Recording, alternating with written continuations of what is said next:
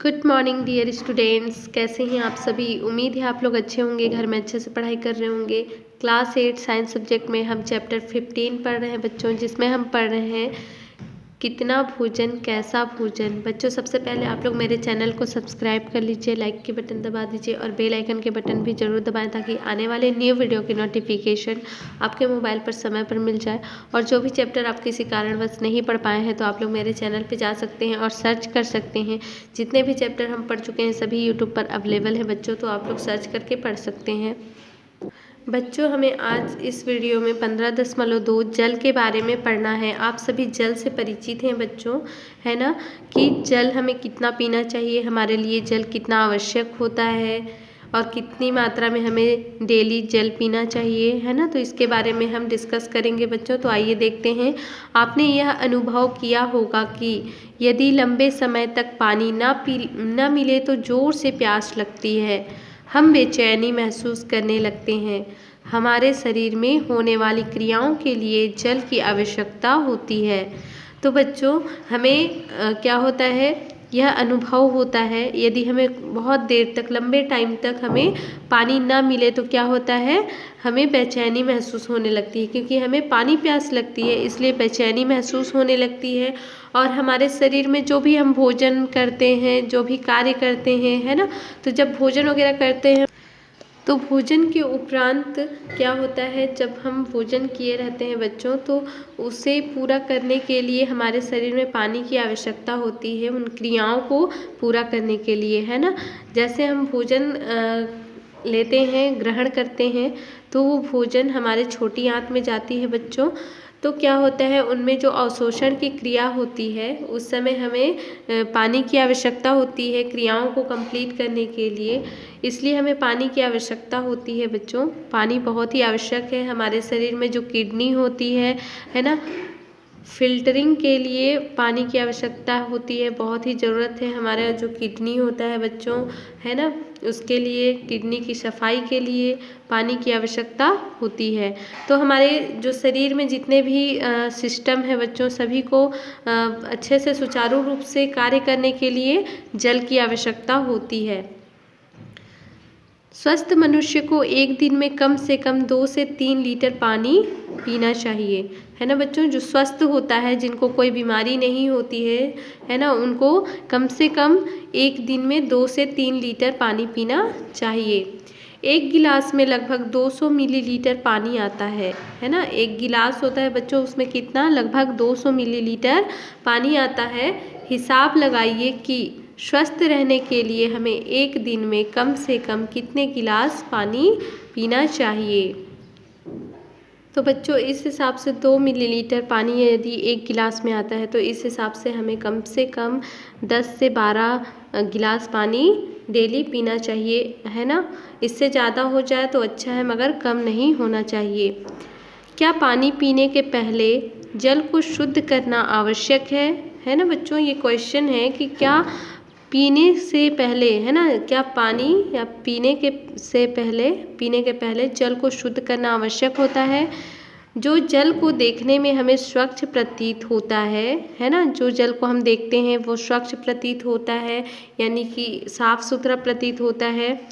उसमें रोग वाहक सूक्ष्म जीव तथा घुले हुए अपद्रव्य हो सकते हैं, है ना। हमें जो सफाई, साफ सुथरा इस प्रकार से पानी जो दिखता है, स्वच्छ दिखता है, जो पानी की सफाई की गई होती है बच्चों, है ना, फिर भी क्या होता है, उसमें जो रोग वाहक सूक्ष्म जीव होते हैं वो उपस्थित होते हैं, घुले हुए अपद्रव्य हो सकते हैं। इसलिए हमें क्या करना चाहिए, पानी को शुद्ध करना चाहिए। अतः पीने के पहले जल को शुद्ध करना आवश्यक है। पीने के लिए उपयुक्त जल को पेयजल कहते हैं, है ना। जो हमारे पीने के लिए उपयुक्त जल होते हैं उन्हें हम पेयजल यानी कि पीने वाला जल कहते हैं। तो बच्चों शुद्ध करने के लिए पानी को क्या करना चाहिए, हमें उबालना चाहिए, पानी को बॉईल करना चाहिए। बॉईल करने से क्या होता है, पानी में उपस्थित जो सूक्ष्म जीव होते हैं, जो रोग वाहक जीव होते हैं वो नष्ट हो जाते हैं, है ना। और इसी प्रकार जो अपद्रव्य होते हैं वो भी खत्म हो जाते हैं। इसलिए हमें पानी को क्या करना चाहिए, बॉईल करना चाहिए और उबला हुआ पानी ही हमें पीना चाहिए, वो शुद्ध होता है, ठीक है। नगर निगम अथवा नगर पालिकाएं घरों में आपूर्ति करने से पहले जल का उपचार करती हैं, है ना। जो नगर निगम वाले होते हैं बच्चों, नगर पालिकाएं, ये क्या करते हैं, घरों में आपूर्ति करने से पहले जल का क्या करती हैं, उपचार करती हैं। तो आप सभी को पता है कि हमारे घरों में पानी पहुंचता है ना, किसके द्वारा, नगर निगम के द्वारा, नगर पालिकाएं के द्वारा। हमारे सभी के घरों में, हमारे जो मोहल्ले होते हैं, हमारे पड़ोसियाँ होते हैं, सभी के घरों में आप लोग देखे होंगे कि पानी पहुंचते हैं सभी के घर में, है ना, नल के द्वारा। जो नल पंप होते हैं बच्चों, उसमें पानी नगर निगम के द्वारा आते हैं और पानी हमारे घरों तक पहुंचने से पहले क्या किया जाता है, जल का उपचार किया जाता है ना। आइए देखें कि जल को पीने के लायक कैसे बनाया जाता है। घरों में जल को कैंडल फिल्टर के उपयोग से छनन द्वारा अपद्रव्यों को दूर किया जाता है। तो बच्चों यहाँ पर कैंडल फिल्टर आता है, इसमें क्या करते हैं, घरों में जल को कैंडल फिल्टर का उपयोग करके, यानी कि इनमें जो छनन विधि द्वारा अपद्रव्य को दूर कर लिया जाता है। यह एक प्रचलित भौतिक विधि है। कौन सा विधि है बच्चों, यह एक प्रचलित है, बहुत ही प्रचलित विधि है, भौतिक विधि है। इसके द्वारा हम जो अपद्रव्य होते हैं उनको हटा लेते हैं, पानी से अलग कर लेते हैं छनन द्वारा, और कैंडल फिल्टर आता है, इसी के द्वारा यह संभव हो पाता है। बहुत से घरों में जल को उबालकर पिया जाता है ना। उबालने से जल में उपस्थित जीवाणु क्या होते हैं, मर जाते हैं, इसलिए जल को उबाला जाता है बच्चों, और उबाला हुआ जल भी हमारे लिए शुद्ध होता है। जल को शुद्ध करने की सामान्य रासायनिक विधि क्लोरीनीकरण, है ना, क्लोरीनीकरण भी होता है बच्चों। इससे क्या होता है, हमारा जो जल होता है, कुआं वगैरह आप लोग देखते हैं तो उसमें भी जो दवाई वगैरह होते हैं वो भी डालकर साफ कर ली जाती है। और रासायनिक विधि द्वारा क्लोरीनीकरण भी किया जाता है। यह जल में क्लोरीन की गोलियां होती हैं तथा विरंजक चूर्ण मिलाकर किया जाता है, किंतु क्लोरीन की गोलियां हमेशा निर्धारित मात्रा से अधिक नहीं डालना चाहिए। जितनी मात्रा में डालना चाहिए उससे अधिक मात्रा में नहीं डालना चाहिए बच्चों, क्योंकि ये एक रासायनिक विधि है, इसकी मात्रा यदि अधिक पड़ जाए तो भी नुकसान है ना। इसलिए जितनी मात्रा की ज़रूरत होती है, आवश्यकता होती है, उतनी ही डालनी चाहिए। तो जल को शुद्ध करने के लिए रासायनिक विधि क्या है बच्चों, क्लोरीनीकरण, है ना। इसकी एक गोली आती है बच्चों, आप लोग दुकान में मिलती है ये क्लोरीनीकरण की गोलियां और विरंजक चूर्ण, ठीक है, इनको मिला दिया जाता है और मिलाकर इसको क्लोरीनीकरण किया जाता है। क्लोरीन की गोलियां हमेशा निर्धारित मात्रा में अधिक नहीं डालना चाहिए। जब हम फल, कच्ची सब्जियां और पत्ते आदि खाते हैं, है ना, हम क्या खाते हैं बच्चों, फल खाते हैं, आप सभी खाते हैं, कच्ची सब्जियां भी खाते हैं, जैसे कि गाजर, मूली, प्याज, है ना, खीरा, इस प्रकार से बहुत सारे जो पत्ता गोभी होता है ना, तो पत्ते वाली सब्जियां भी खाते हैं। तब इनका एक भाग हमारी आंत में से बिना पचे निकल जाता है। इस भाग को रेशा या रुक्षांश कहा जाता है या कहते हैं, है ना। रुक्षांश हमारे लिए बहुत महत्वपूर्ण है क्योंकि यह हमारे पाचन तंत्र को साफ करता है और पाचन क्रिया को ठीक तरह से चलाने में मदद करता है। तो बच्चों यहाँ पर हम देखते हैं जो रुक्षांश होता है ना, वो क्या होता है, हमारी आंत में से बिना पचे ही वो क्या होता है, निकल जाता है, ठीक है। तो यह भाग को रेशा या रुक्षांश कहा जाता है, जो निकल जाता है, जो नहीं पचता है हमारे छोटी आंत में।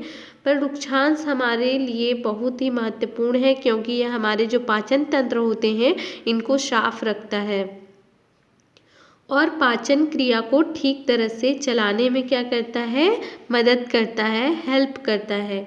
कच्ची ककड़ी, गाजर, मूली, चुकंदर आदि फलों में काफ़ी रुक्षांश होता है, इसलिए बच्चों क्या करना चाहिए, हम जितना हो सके कच्ची सब्जियों को खाना चाहिए, अपने भोजन में सम्मिलित करना चाहिए, है ना। कच्ची सब्जियां खाने से क्या होता है, हमारे जो आंत होते हैं, छोटी आंत होते हैं, है ना, हमारे आंतों को ये हेल्प करते हैं क्या करने में, भोजन को, पाचन तंत्र की जो क्रिया है उनको साफ रखने में ये हेल्प करते हैं। इसलिए पाचन क्रिया को ठीक तरह से चलाने में ये हेल्प करते हैं, इसलिए हमें कच्ची सब्जियों को खाना चाहिए। जैसे कि कच्ची ककड़ी आती है, आप लोग ककड़ी, खीरा ये सब सुने ही हैं, खाते भी हैं। तो इन सभी को हमें अपने भोजन में सम्मिलित करना चाहिए बच्चों।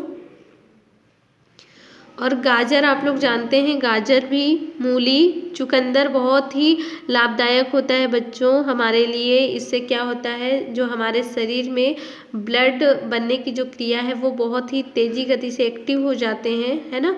और हमारे शरीर में ब्लड बहुत जल्दी जल्दी बनता है ना, रक्त बहुत जल्दी जल्दी बनता है। तो चुकंदर भी हमें अपने भोजन में सम्मिलित करना चाहिए। और साथ ही इसके क्या फ़ायदे हैं, जो रुक्षांश होता है, जो रेशा के समान होता है, चुकंदर में, मूली में, गाजर में, ये सभी में होते हैं। इसलिए हमें अपने भोजन में इसे सम्मिलित करना चाहिए। तो बच्चों जो नहीं जानते थे वो आप सभी अब भोजन में ये सभी चीज़ों को सम्मिलित करना है ना। और आप लोग अपने भोजन के समय इन्हें सम्मिलित करके, जो भी मिल जाता है, यदि गाजर मिलता है तो गाजर ले लीजिए, ककड़ी मिलता है या मूली मिलता है या चुकंदर, जो भी मिलता है आप लोग अपने भोजन में सम्मिलित करें और खाएं। इससे आपके पाचन तंत्र की जो क्रिया होती है वो ठीक तरह से होगी, इसके लिए मदद भी मिल जाएगी, है ना। इससे यदि किसी व्यक्ति को भरपेट भोजन ना मिले या ऐसा भोजन मिले जिसमें सारे पोषक पदार्थ ना हो तो उसका शरीर कमज़ोर पड़ जाता है। तो बच्चों कमज़ोर इसलिए पड़ता है क्योंकि हम जो भोजन लेते हैं, है ना, डेली, वो एक ही चीज़ होता है। जैसे कि कार्बोहाइड्रेट यदि हम लेते हैं तो कार्बोहाइड्रेट की मात्रा ज़्यादा होगी, और भी जो वसा होती है, प्रोटीन होते हैं, वो सभी की मात्रा बहुत ही नहीं के बराबर होगी या फिर नहीं होती है। तो क्या होता है, ऐसे में हम जो हमारा शरीर है वो कमज़ोर पड़ जाता है ना। हम डेली तो भरपेट भोजन करते हैं, और भोजन भी यदि डेली हम भरपेट करते हैं तो भी यदि हम सारे वसा, प्रोटीन, कार्बोहाइड्रेट और खनिज लवण ये सभी पर्याप्त मात्रा में नहीं होंगे तो क्या होता है, इससे भी हमारा शरीर कमज़ोर पड़ जाएगा, है ना। और भरपेट भोजन ना मिले या ऐसा भोजन मिले जिसमें सारे पोषक पदार्थ ना हो तो भी हमारा शरीर कमज़ोर पड़ जाएगा। जब शरीर को आवश्यक मात्रा में पोषक पदार्थ नहीं मिलते तो इस स्थिति को कुपोषण कहते हैं, है ना।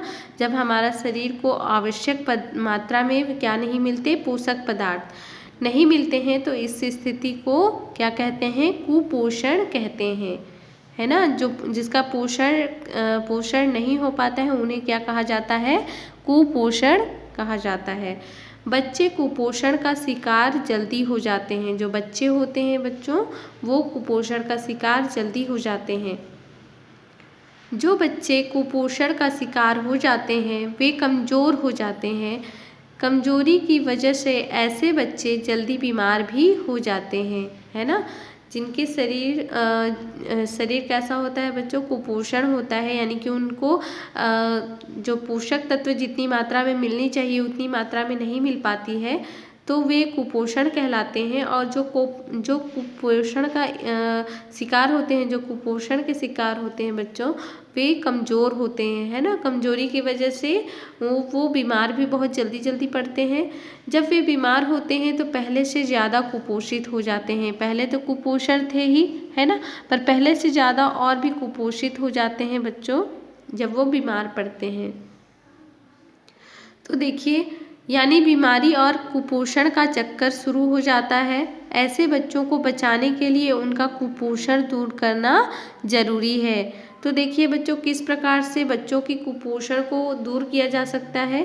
संतुलित और भरपेट भोजन ही कुपोषण का एकमात्र इलाज है ना। जो कुपोषण होते हैं उनके लिए संतुलित भोजन और भरपेट भोजन की आवश्यकता होती है, यानी कि वो भोजन भी भरपेट करें और भोजन के साथ साथ वो कौन सा भोजन करें, संतुलित भोजन करें, है ना। और संतुलित भोजन के अंतर्गत आप सभी जानते हैं कार्बोहाइड्रेट की पर्याप्त मात्रा, वसा की पर्याप्त मात्रा, प्रोटीन की पर्याप्त मात्रा होनी चाहिए, है ना, विटामिन की पर्याप्त मात्रा होनी चाहिए, खनिज लवण की पर्याप्त मात्रा होनी चाहिए बच्चों। वही भोजन हमारा संतुलित भोजन कहलाता है। तो इस प्रकार की पर्याप्त मात्रा जो संतुलित भोजन होता है उन्हें हमें भरपेट खाना है, और कुपोषण जो होते हैं उन्हें भी देना है। और कुपोषण का एकमात्र यही इलाज है बच्चों, संतुलित भोजन। कुपोषण के शिकार बच्चे को नीचे लिखी खुराक रोज देने से वह ठीक हो सकता है। बराबर बराबर मात्रा में मूंगफली, गेहूँ और चना मिलाकर आटा बना लें। इस आटे को तेल में भूनकर गुड़ मिलाकर कुपोषित बच्चे को रोज खिलाएं। तो बच्चों यहाँ पर हमें क्या करना है, जो मूंगफली आती है ना, आप सभी जानते हैं मूंगफली खाते भी हैं। इनको क्या करना है, बराबर ये जितने भी दिए गए हैं गुड़ मूंगफली, इनको बराबर मात्रा में लेना है। चना भी लेना है ना, गेहूँ चना और आटा लेना है। इनको क्या करना है, आटे में भून लेना है पहले और गुड़ मिलाकर फिर से इनको बना लेना है और कुपोषित बच्चे को क्या करना है, रोज खिलाना है। तो वह ठीक हो सकता है। यह खुराक ठीक होने के बाद भी बच्चे को देते रहना चाहिए। यदि बच्चा ठीक हो जाता है बच्चों, फिर भी खुराक जो उनका जितना होता है उतना रोज देना चाहिए। ठीक है बच्चों, आगे का हम नेक्स्ट वीडियो में पढ़ते हैं। आज आप लोगों का होमवर्क है, क्या मंड, प्रोटीन और वसा भोजन की हर वस्तु में है। सेकेंड क्वेश्चन है आपका, क्या यह कहना ठीक होगा कि भोज्य पदार्थ में एक से अधिक पोषक पदार्थ होते हैं, है ना। तो ये दो क्वेश्चन है बच्चों जिनको आपको बनाने हैं और मेरे व्हाट्सएप नंबर पर सेंड करने हैं बच्चों। ये 2 क्वेश्चन आप लोगों का होमवर्क है। ठीक है बच्चों, बाय बाय, टेक केयर।